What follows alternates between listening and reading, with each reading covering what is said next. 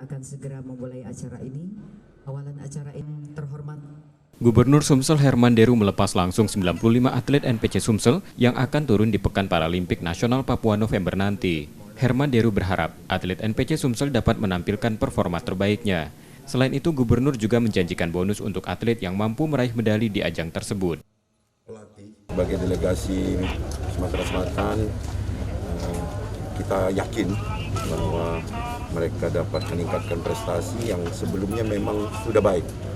Mereka masuk 10 besar pada Paralimpik kemarin, 15, dan ini harapan kita memperbaiki peringkat itu. Syukur bisa jauh lebih baik. Meski menurunkan 95 atlet, NPC Sumsel optimis mampu meraih 26 medali emas di Papernas Papua. Ya, jadi kalau kita menghitung dari yang kita pengalaman yang sudah di 2016 kan kita dapat 16 medali emas, dapat 23 medali emas. Jadi sekarang kita tidak terlalu tinggi, ya berharapnya bisa naik 3 medali emas. Sumsel di Papernas Papua turun di 8 cabur yang merupakan cabur potensial meraih medali emas. Nur Muhammad, Kompas TV, Palembang, Sumatera Selatan.